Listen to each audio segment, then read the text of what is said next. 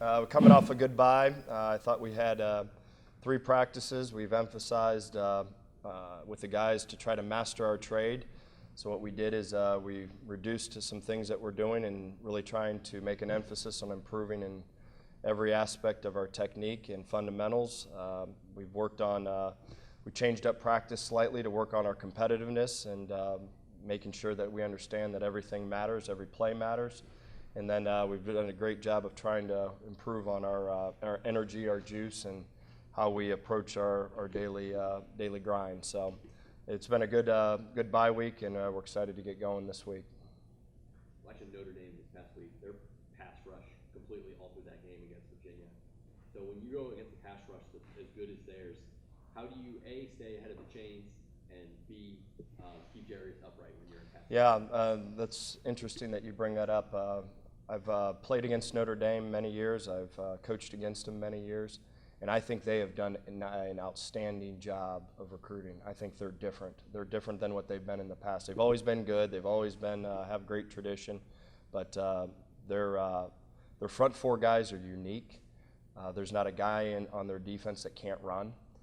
They run, they hit, they play with enthusiasm. There's a reason that they're in the top 10 right now, and they might be in the top 5 right now. They're outstanding with their talent. They've done a great job of who they've recruited. They've developed them, and they're unique. Whenever you're watching the University of Georgia struggle with them at times, you know you've done a really good job recruiting, and they have. When you see that you're, I don't even know if you pay attention to it, you see you're almost a 45-point underdog. What does that say about where you guys are right now and how far you still have to go? Yeah, this week's all about us. It's about becoming more competitive. It's about becoming a master of our trades and playing with more enthusiasm and juice. It's all about us right now. We just got to worry about what we can control right now and go from there. How do you approach this thing with your guys when, on paper, you know what you're facing? How do you approach this thing mentally with your guys this week? It's just like any other football game in terms of the same approach. You got to have this. You got to, regardless what situation you're in, you have to have that same approach to create some type of consistency. So it's business as usual. We got to prepare really well. We got to prep really well, and we need to work on those 3 areas that we talked about. We need to become more competitive. We need to master our trades, and then obviously playing with more energy and juice are all 3 things that we're trying to concentrate on right now. It's all ones versus ones right now at times. We're going to really work on everything matters, every competitive snap matters, everything's charted right now, and there's a winner and loser to everything. So it's been good. It's created energy. It's created juice, which is great. It's very different than what we typically do during the season, but that's where we're at right now. We're practicing totally different than what we've practiced during game week. But that's okay, and that's where we're at right now, and we recognize as a staff and as players where we're at, and we need to change, and we're going to change to try to improve. And on the call you said you're honing in, there's a smaller menu that you guys are tackling. Yeah. What are those specific things? Yeah, it's limiting the run game. It's making sure that our guys know that there's zero excuse not to do your job because of the limited menu. So we're going to limit what we do, try to get better at a few things, and chip away at this. After looking at the tape from the past few weeks, what about the tape showed you that maybe you had to pare down what you were trying to do? There's too many missed opportunities. There's way too many. I mean, you watch it on our side of the ball, you keep coming back and you go, La Tech, it was 300 some odd yards. Kent State was 250, so we're just trying to become a little bit more efficient at execution. And normally when you're in this situation, everyone says that. You pare back, you do this, and that's been from coaching from the time we started playing when we were 5 and 6 years old. If you're not playing real well, you cut back. But we're hoping that with that we can get a few more plays executed and create a few more explosions. And same thing on defense. Whenever you're missing gap integrity and you're having gap trouble, you want to make sure that you're super sound, and which we always are, but whenever you're making mistakes which are causing explosion plays, you always try to pare down and try to get good at something. Nick mentioned the pass rush for Notre Dame, but if you you have to nitpick the hole in the defense that have struggled with mobile quarterbacks this year. Have you guys seen that on film, and kind of how can you go about attacking? The one thing where they're different than they ever have been is their recovery speed right now is off the charts. It is a top 5 recruited team, in my opinion. When they make a mistake, they're so fast that they can recover. In those plays that on a typical team that would go for 15, 20 yards or 6 or 7, their recovery speed is awesome, and they're not playing. They're playing against some really good competition. You watch that Georgia film, and you watch how they recover, the speed at which they recover. It's quite impressive because Georgia has some real dudes. Yes. Mm-hmm. How big of a challenge has it been for him to not knowing if he was the football in the summer to where he is today? I know we have heard some Nick say still has stuff to work on. Yeah, it's been a challenge completely. It's been a challenge for him and Grant. It's been a challenge for Matt, to be quite honest with you. You know, to be able to be in a competitive situation and you win the job, and then next thing you know, you're not able to play. That's challenging for him. Darius coming off of his injury, he's still not anywhere near of what he was whenever we had him at Boston College. So, and then Grant, you know, he's a guy that's improving. So, it's not an easy situation for all 3 of those guys right now, and they just need to keep a positive attitude, keep working on a daily basis, keep trying to improve, and you know, with that, you know, whenever you're tenacious and you keep grinding, normally good things happen to you. So that's what we got to do right now. Is that what Darius is like, because he's gone through so many challenges in his career injury-wise? This is sort of a unique situation. Does he have that fighting mentality that you like? Yeah, of course. I think all 3 of them do, to be honest with you. I think all 3 of them are fighters. They're good people. We just need to play a little bit better and improve. You still have all of your B games to go. So when you go into a road environment like this, do you expect to use a wider array of players for this week? Are your substitution patterns going to be any different? To get more guys chances? Probably not, you know, just because of a depth standpoint. We're short on numbers at many positions, and we're trying to play right now as many guys as we can play. It's just we're limited on depth right now and at all positions. Think about it, you know, we're talking about a situation, we have 2 quarterbacks on scholarship. You have 3 running backs on scholarship. Right there, you're supposed to have 4 to 5 quarterbacks. You're supposed to have 5 running backs on scholarship. So, and that's just at those 2 positions that hit me immediately.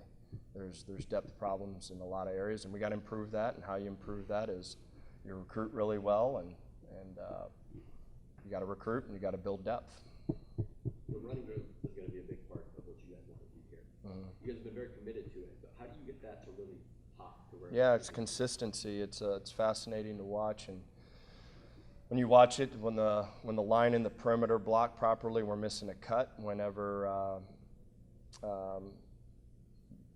we block really well, and then the next thing you know, one position doesn't block, doesn't do his job.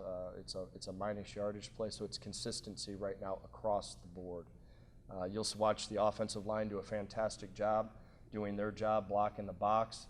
The back makes the right cut, and then the next thing you know, your perimeter blocking's not aligned correctly. So that goes back to the same thing that we started with, Nick, when you asked, you know, what are you trying to do to scale back? Well, we're trying to scale back so those incidents don't happen. So we don't say, oh my gosh, what if the left tackle would have made it? Oh my gosh, what if the running back would have stuck his foot in one A gap till he can't? There's lots of things that are occurring right now, and we're trying to limit it and just improve. You mentioned earlier in the season that there's no film that you're just going to throw away. You're always going to use it for some reason. Mm-hmm. Obviously, after the Kent State game, you had 62 wins. Yep. You're going into a team that's averaging about 40 games. Yep. What can you take away from the last week you played to get to a point where you can win this week? Well, what you learned on that film is that on all 3 phases is that how critical every single position is. And you know, whenever you're inconsistent the way we are, you'll watch the tape and you'll see 9 guys do exactly what they're supposed to do, and then there's 2 that don't, or there'll be 10 that does and 1 that doesn't. And that's the coolest thing about our game is it's getting those 11 guys on the field to do their job all simultaneously, and that's hard to do. That's really hard to do. Right now we're at the point where all 11 guys have to do their job. We're not at the point where 10 and a half can, 10 guys can, and then we make up because we have a guy that can make everyone miss and score. So we have to be, it's fun, you know, that's the part that's fun. You know, every single guy on every single play has got to do his job. It's challenging, it's hard.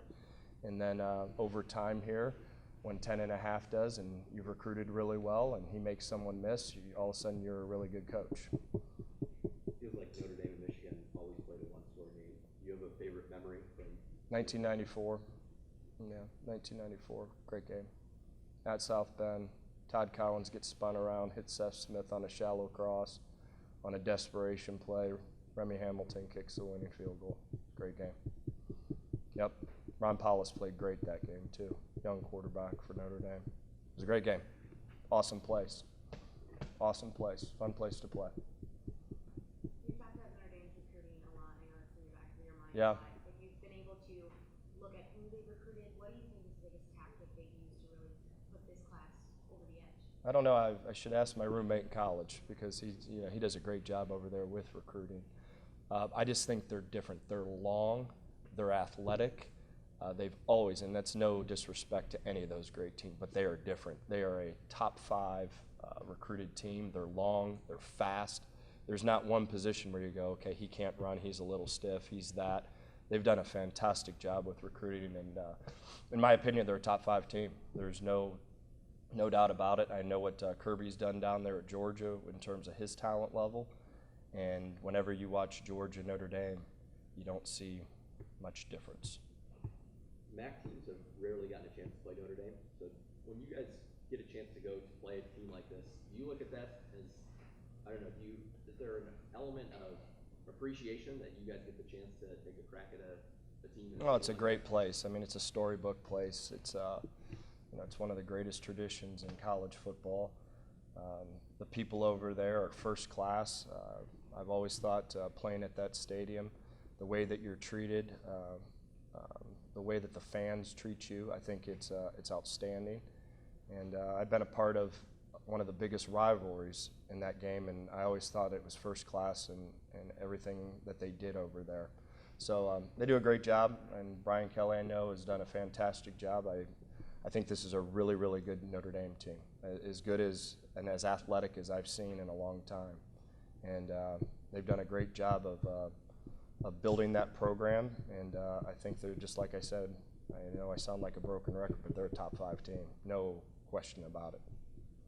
Have you talked to the team, any coach, about the environment, about the atmosphere, since you've obviously experienced it, or are you just dealing with one-on-one matchups? Yeah, we've always given the kids an idea what the atmosphere is going to be like. It's an elite atmosphere. It's one of the best in college football. But again, that's something that we can't control. You got to go in there, you got to do your job, you got to focus, and after that first snap, most of the time, whenever you're at one of those big-time places, it goes right back into playing football. That first snap, though, generally speaking, when you're at Columbus or Notre Dame or somewhere like that, it's pretty cool. Mood in the locker room and one of anticipation, I would assume, for this game. Excuse me? The mood in the locker room going up. Yeah, I mean, what an opportunity to go into one of the most storybook programs in the United States. To have an opportunity to play at that place is great. It's great. Good. Going back to that, what do you want to see, like, the next step of improvement? Consistency with all of them.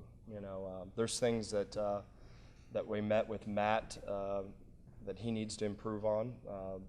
Obviously, Darius, you're seeing a lot of him right now. We know his struggles right now where he needs to improve. It's consistency. You'll see him do a great job of weaving through a progression, and the next time he's slow through a progression. And it's consistency, and that's always that position. That position's always been about consistency. And the mindset, that position is as unique, and it's the hardest position in sport, and you have to be on your stuff every minute of the year to get to where you want to be. And hopefully over the next 8 months or so that we get that position back to exactly the standards and expectations. But they're trying right now. We're just inconsistent right now.